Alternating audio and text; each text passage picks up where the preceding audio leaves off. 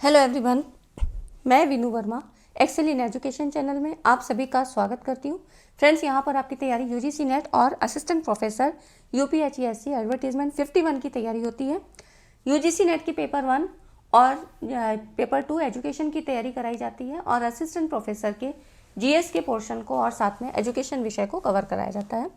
आज की इस वीडियो में हम लोग रिवीजन क्लास करेंगे, वो भी रिसर्च एप्टीट्यूड की। तो आपके लिए ये वीडियो इंपॉर्टेंट होगी। आपने पढ़ा सब कुछ है, आज एक आपका क्विक रिवीजन के तौर पे ये वीडियो होगा जो आपके लिए हेल्पफुल होगा। एग्जाम ओरिएंटेड कॉन्सेप्ट यहाँ पर मिल जाएंगे, ठीक है। तो टेलीग्राम चैनल को ज्वाइन कर लें, पीडीएफ वगैरह वहीं पे प्रोवाइड की जाती है, लिंक डिस्क्रिप्शन में मिल जाएगा। और इस चैनल को सब्सक्राइब कर लीजिए।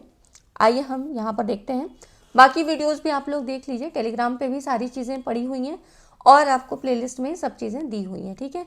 तो पीडीएफ मैंने काफ़ी दे दी हैं, आप लोग वहाँ पे देख लीजिएगा, बाकी और दे दी जाएंगी। तो स्टार्ट करते हैं। देखिए, सबसे पहले हम बात करेंगे रिसर्च की मीनिंग क्या है और कैरेक्टरिस्टिक क्या होती है। रिसर्च शब्द जो है लैटिन के री का मतलब है फिर से और सर्च मतलब खोज, जिसका अर्थ है क्या, पुनः खोज करना। तो क्या रिसर्च शब्द इस बात को पॉइंट आउट करता है कि एक ही चीज़ को बार बार खोजा जाए? लेकिन ऐसा नहीं है। रिसर्च का मतलब होता है जो खोज एक बार हो चुकी है उसमें से फिर से नए सिरे से देखना कि उसमें क्या कमियां रह गई हैं, नए तथ्यों की खोज करना और फिर उन पर रिसर्च वर्क करना, ठीक है। इस तरह से हर बार कुछ नए चीज़ों को यहाँ पर रिसर्च की जाती है। अब कर्लिंगर ने वैज्ञानिक शोध की परिभाषा किस तरह से दी है? इन्होंने कहा, स्वाभाविक घटनाओं जो भी नेचुरल एविडेंस होते हैं, इनका क्रमबद्ध, नियंत्रित, आनुभविक एवं आलोचनात्मक अनुसंधान जो घटनाओं के बीच कल्पित संबंधों के सिद्धांतों और प्राकल्पनाओं द्वारा निर्देशित होता है, इसी को वैज्ञानिक शोध कहते हैं। तो देखिए, साइंटिफिक रिसर्च के बारे में इन्होंने ये बताया और ये जो परिभाषा दी है 1986 में दी थी। इन्होंने कहा क्रमबद्ध, तो वैज्ञानिक शोध एक सिस्टमैटिक ढंग से होती है, नियंत्रित होती है, कंट्रोल सिचुएशन में होती है, और आनुभविक एम्पिरिकल रिसर्च से क्या मतलब होता है? एम्पिरिकल रिसर्च यहाँ पर आप देख सकते हैं से तात्पर्य ऐसे शोध से होता है जिसका स्वरूप क्या होता है? एक्सपेरिमेंटल होता है और जिसकी विधियाँ समस्या का तथ्यपूर्ण मूल्यांकन करती हैं। मतलब यहाँ पे प्रॉब्लम का फैक्चुअल इवैल्यूएशन किया जाता है। इस तरह से आनुभविक शोध का आधार क्या होता है? ऑब्जर्वेशन और एक्सपेरिमेंटेशन। और इस तरह के शोध में संख्यात्मक रूप से अभिव्यक्त मापन किए जाते हैं। तो इस तरह से वैज्ञानिक शोध, एम्पिरिकल रिसर्च मतलब एम्पिरिकल रिसर्च आपके साइंटिफिक रिसर्च में ही आती है और यहाँ पर जो है जो भी वैल्यूज आएंगी वो लॉजिकली सही होंगी। बेस्ट एवं कॉन ने क्या कहा? 1992 में इन्होंने डेफिनेशन दी थी, वैज्ञानिक शोध किसी नियंत्रित प्रेक्षण, कंट्रोल ऑब्जर्वेशन का क्रमबद्ध एवं वस्तुनिष्ठ अभिलेख एवं विश्लेषण है। वस्तुनिष्ठ से मतलब होता है जो भी रिजल्ट आएगा वो सभी के लिए सेम है। मतलब अगर कोई रिसर्चर अभी कर रहा है या कोई रिसर्चर अगला रिसर्चर जो शोध करने वाला है कुछ दिन बाद करता है, तो वो आंकड़े सेम आना चाहिए, जो रिजल्ट है वो सेम आना चाहिए। तो वस्तुनिष्ठ से मतलब है जैसे आप जो है यहाँ पर मल्टीपल चॉइस क्वेश्चन करते हो, तो जो आंसर आप दोगे सही आंसर वो सभी के लिए सही होगा, वो चाहे एग्जामिनर चेक करे, चाहे मैं उसको अटेम्प्ट करूँ या आप करो, ठीक है। तो ऑब्जेक्टिव से मतलब यही होता है। इसके आधार पर सामान्यीकरण, नियम या सिद्धांत विकसित किए जाते हैं, ठीक है। इससे बहुत सारी घटनाओं जो किसी खास क्रिया का परिणाम या कारण हो सकती है को नियंत्रित कर उनके बारे में पूर्व कथन, प्रेडिक्शन किया जाता है, ठीक है। जो घटनाएं होने वाली हैं उनके बारे में पहले से भविष्य कथन, पूर्व कथन किस तरह से कहा जाएगा, ये चीज़ें सही होंगी, ये होता है आपका वैज्ञानिक शोध में। इसकी विशेषताएं क्या है? देखिए, यहाँ पर एक वर्ड आ रहा है सामान्यीकरण।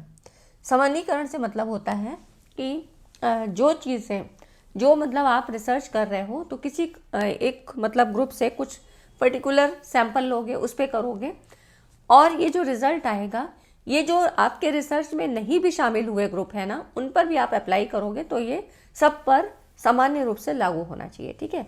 तो जिन पर हम रिसर्च कर रहे हैं वो भी, और जो इस रिसर्च में नहीं भी शामिल हुए हैं उन सब ग्रुप के लिए ये जो रिजल्ट आएगा वो सभी पर लागू होगा। तो सामान्यीकरण का मतलब यही होता है। शोध की विशेषताएं क्या है? वैज्ञानिक शोध में किसी समस्या के समाधान का वस्तुनिष्ठ एवं क्रमबद्ध प्रयास किया जाता है। ये दोनों वर्ड मैंने आपको बताया, वस्तुनिष्ठ क्या है, क्रमबद्ध क्या है, ठीक है।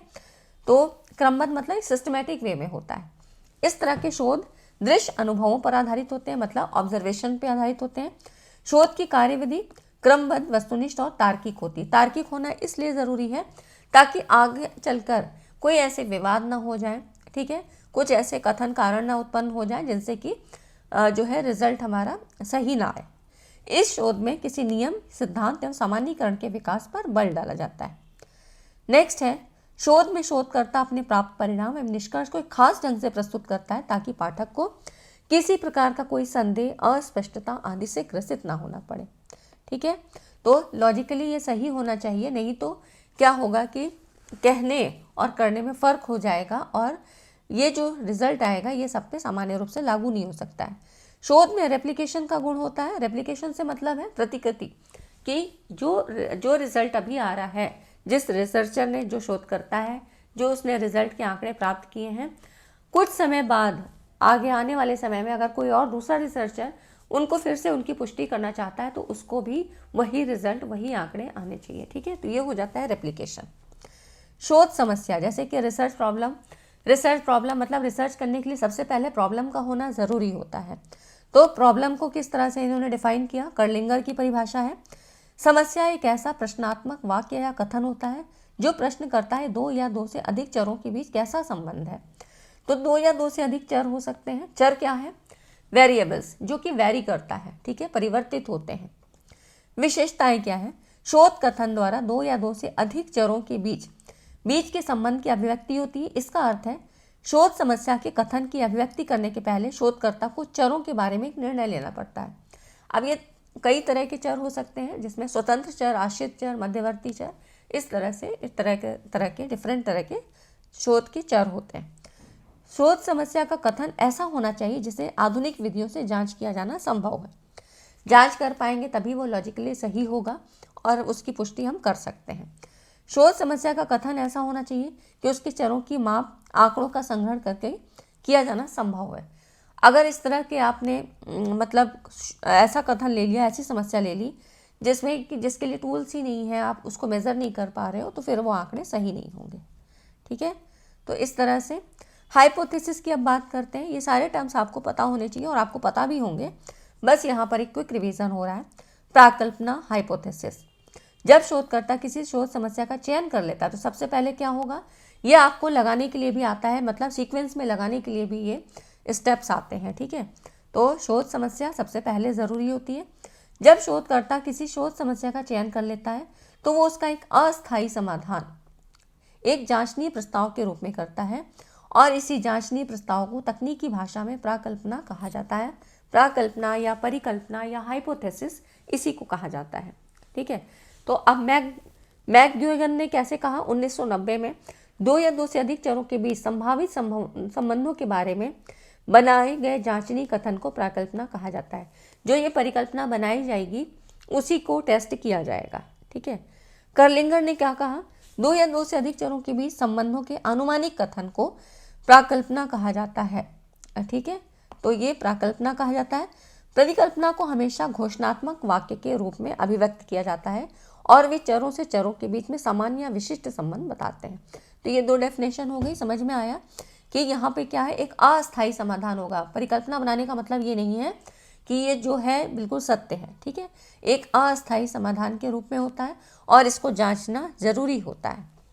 तो इस तरह से क्या है, परिकल्पना को जांचनी होना चाहिए, मतलब हाइपोथेसिस शुड बी टेस्टेबल।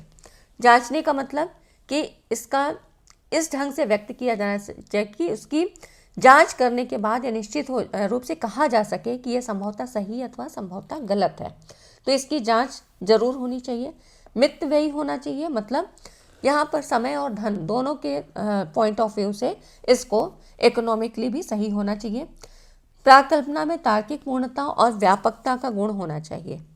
इससे मतलब होता है कि कई बार मतलब कुछ परिकल्पना ऐसी होती है जिसमें शोध समस्या का एक पर्याप्त उत्तर सीधे मिल जाता है, क्योंकि वो अपने आप में तार्किक रूप से काफ़ी व्यापक और पूर्ण होता है। परंतु कई बार ऐसी भी परिकल्पनाएं होती हैं कि शोध समस्या का सही से आंसर नहीं मिल पाता है ना।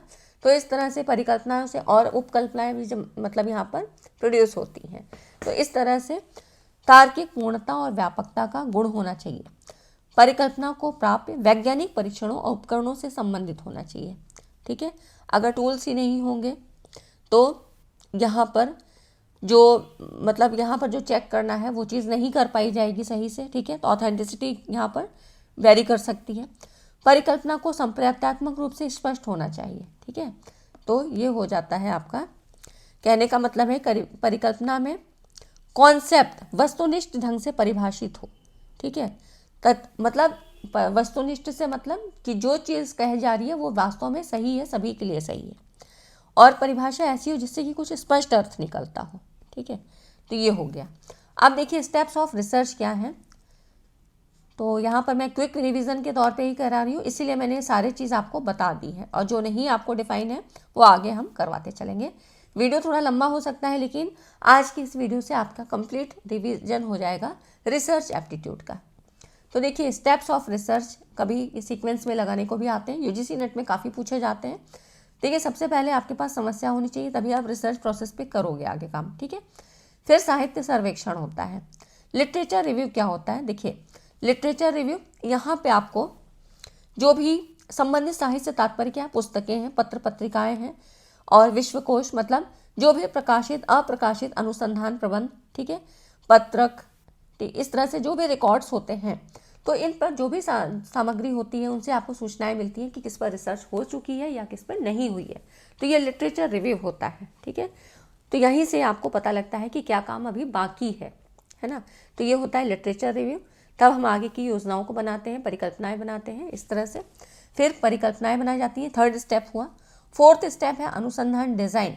अब डिज़ाइन से क्या मतलब है, यहाँ पे देखिए शोध डिज़ाइन एक ऐसी योजना होती है जिससे पता लगता है कि शोध में कितने स्वतंत्र चर प्रयोग किए गए हैं, उनके कितने स्तर हैं, जो बहिरंग चर हैं उनको नियंत्रित करने के लिए किन किन विधियों का प्रयोग हुआ है, ठीक है।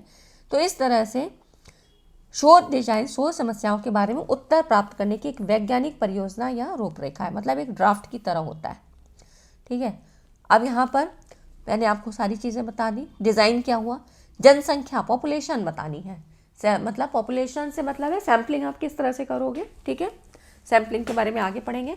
फिर डेटा कलेक्शन होता है, डेटा का एनालिसिस होता है, फिर रिपोर्ट राइटिंग होती है, ठीक है। तो ये सीक्वेंस आपको पता होना चाहिए। ये सारी चीज़ें आपको बता दी। नेक्स्ट आप देखो, इतनी चीज़ें समझ में आई तो वीडियो को लाइक एंड शेयर करिए, क्योंकि सारी चीज़ें ईजी वे में बताना, एक जगह कलेक्ट करना, ये भी अपने आप में बड़ा टास्क होता है, जो कि यहाँ पर मैंने आपके लिए ईजी किया है, ठीक है। अब देखिए टाइप्स ऑफ रिसर्च, यहाँ से क्वेश्चन आपके बनते हैं, तो इनको थोड़ा सा समझना चाहिए। अनुसंधान के उद्देश्यों के आधार पर किस तरह से क्लासिफिकेशन होगा, तो यहाँ पर देखिए फंडामेंटल रिसर्च है, अप्लाइड रिसर्च है, फिर एक्शन रिसर्च है यहाँ पर। अब फंडामेंटल रिसर्च क्या है, इसी को बेसिक रिसर्च या प्योर रिसर्च भी कहते हैं। तो ये इनके दो नाम हैं, अगर इन नामों से आए तब भी आपको ये जानना है कि फंडामेंटल रिसर्च के बारे में बात हो रही है। यहाँ पर इस प्रकार के अनुसंधान कार्यों के द्वारा नवीन ज्ञान, नवीन सिद्धांतों, नवीन फैक्ट्स, मतलब जो भी फैक्ट्स हैं या ट्रुथ्स, इनको प्रतिपादित किया जाता है, क्योंकि बेसिक रिसर्च है या प्योर रिसर्च है, ठीक है। तो इसमें यहाँ पर इन चीज़ों को आप फाइंड आउट करोगे। अप्लाइड रिसर्च में क्या होता है, अब जो बेसिक रिसर्च या फंडामेंटल रिसर्च से चीज़ें आपको मिली है, यहाँ पर ये अप्लाई करोगे, ठीक है। तो इस प्रकार के अनुसंधान कार्यों के द्वारा पूर्व में ज्ञात सिद्धांतों, तथ्यों और सत्यों का प्रयोग करके किसी उपयोगी वस्तु या उपयोगी प्रक्रिया का विकास किया जाता है। तो ये कहा जा सकता है कि अप्लाइड रिसर्च को मौलिक अनुसंधान, जो फंडामेंटल रिसर्च है, इसका मतलब व्यवहारिक परिस्थितियों में एप्लीकेशन कहा जाता है। वही चीज़ कि जो फंडामेंटल रिसर्च है ना, इसको हम अप्लाइड रिसर्च में अप्लाई करेंगे, इम्प्लीमेंट करेंगे, ठीक है। एक्शन रिसर्च, यहाँ पर इमीडिएट और लोकल जो भी प्रॉब्लम्स होती हैं, जैसे कि स्कूल क्षेत्र में, विद्यालय परिसर में, तो इन समस्याओं का वैज्ञानिक ढंग से खोजने का प्रयास किया जाता है। ये हो जाती है एक्शन रिसर्च, जो कि शिक्षा, समाजशास्त्र आदि में त्वरित समाधान के लिए यहाँ पर एक्शन रिसर्च को किया जाता है। एक्शन रिसर्च में से काफ़ी क्वेश्चन बनते हैं, जैसे कि स्टेप्स पूछ लिए जाते हैं, है ना। तो इसमें स्टेप्स होते हैं प्लान, एक्ट, ऑब्जर्व और रिफ्लेक्ट। यूजीसी नेट में इस तरह के सवाल पूछे गए। और वैसे आपको मेन चीज़ें याद रखनी है कि ये किस लिए यूज़ होती है।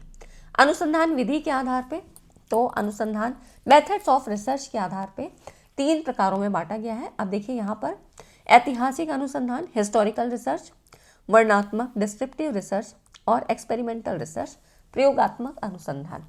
मेथड कौन कौन सा यूज होगा, तो ऐतिहासिक अनुसंधान में हिस्टोरिकल मेथड यूज होगा, डिस्क्रिप्टिव में डिस्क्रिप्टिव मेथड होगा और एक्सपेरिमेंटल रिसर्च में एक्सपेरिमेंटल मेथड।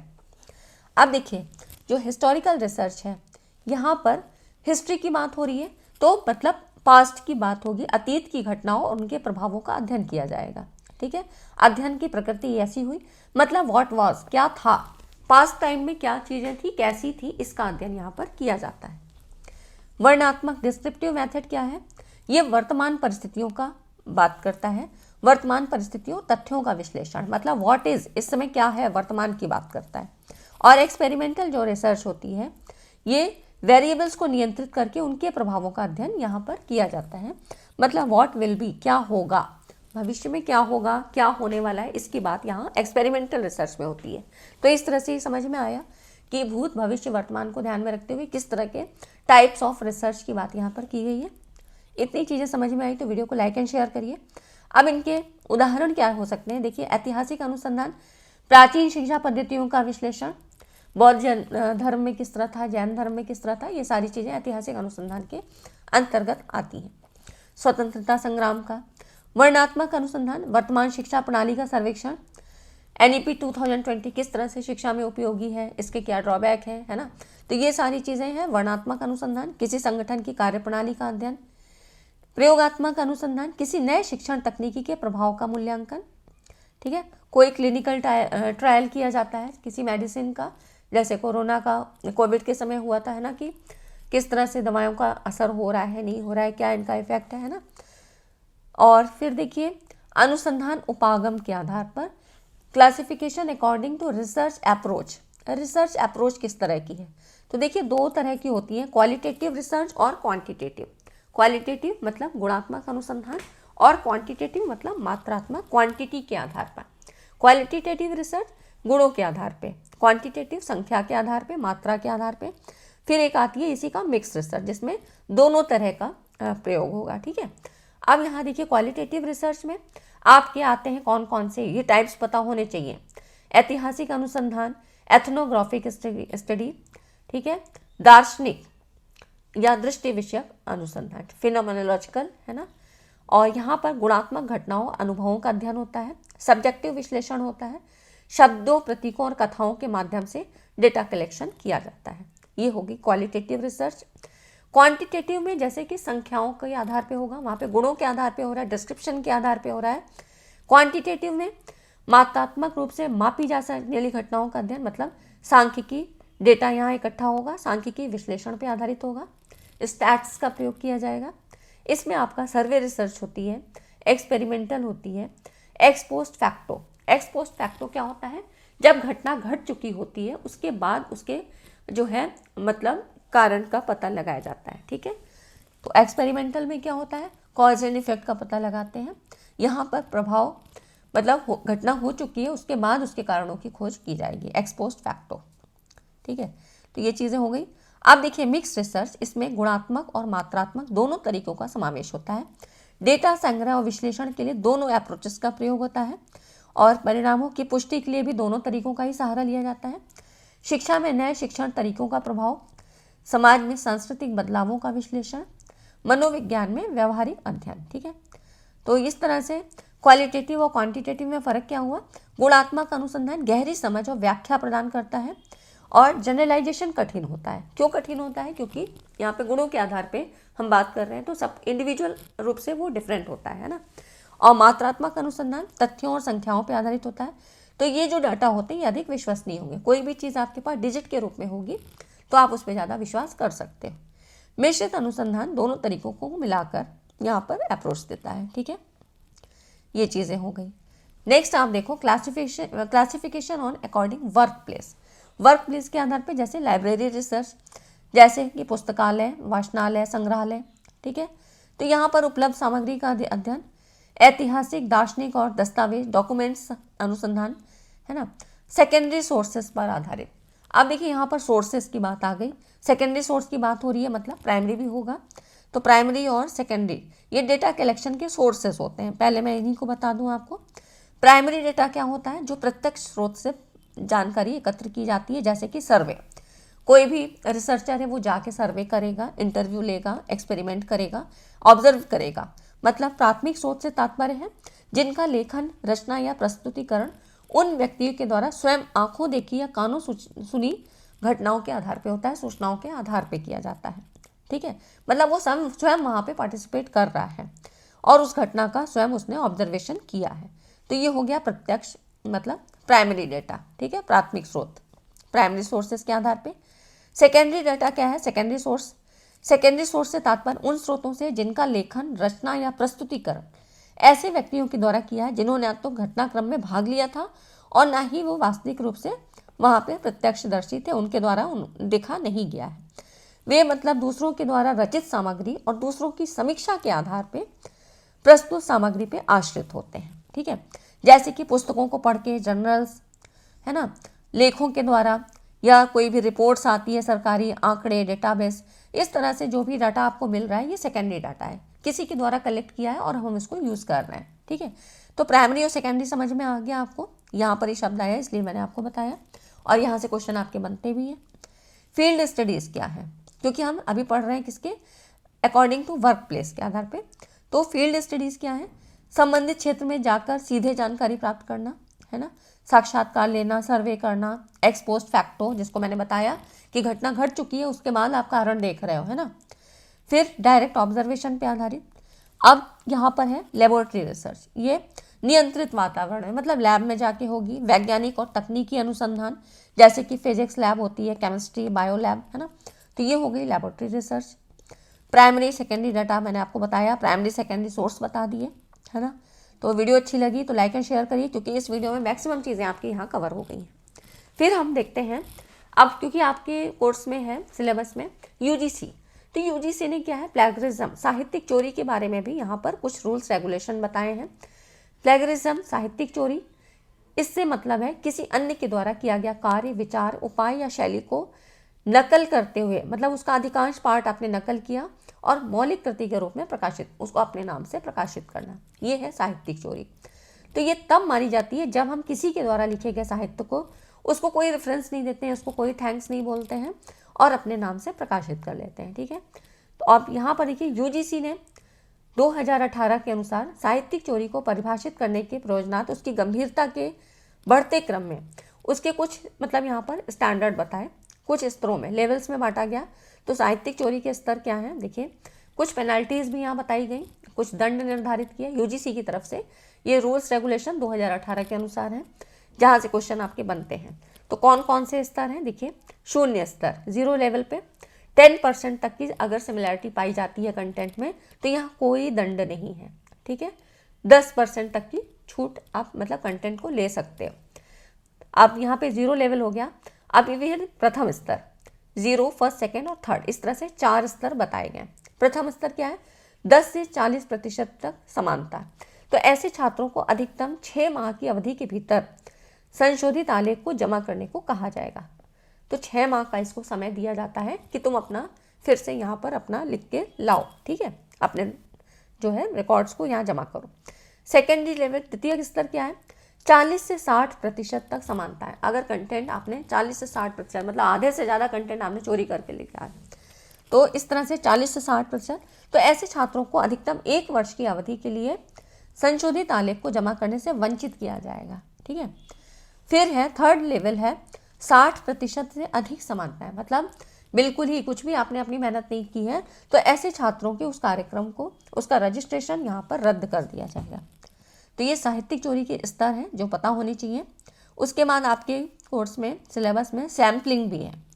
सैम्पलिंग तो शोधकर्ता अपने शोध के लिए पॉपुलेशन से निश्चित संख्या में कुछ सदस्यों वस्तुओं का चयन कर लेता है। तो ये तो हो जाता है सैंपल, जो बड़े ग्रुप से हम छोटा कुछ लेके उस पर रिसर्च करते हैं, ये सैंपल हो जाता है। और वो पॉपुलेशन होता है जो बड़ा ग्रुप होता है। इस चयनित संख्या को ही सैंपल कहते हैं। ठीक है, और इस मेथड को ही सैम्पलिंग कहा जाता है। ये तो सैम्पलिंग की बात हो गई। अब इसमें 2 टाइप्स होते हैं, प्रोबेबिलिटी सैम्पलिंग और नॉन प्रोबेबिलिटी। प्रोबेबिलिटी क्या होती है, तो जिसमें पॉपुलेशन के सदस्यों का सैंपल में सम्मिलित किए जाने की संभावना ज्ञात होती है।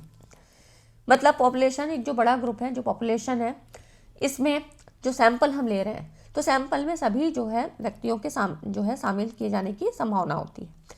नॉन प्रोबेबिलिटी में क्या होता है, इसमें पॉपुलेशन के सदस्यों को सैंपल में सम्मिलित किए जाने की प्रोबेबिलिटी ज्ञात नहीं होती है।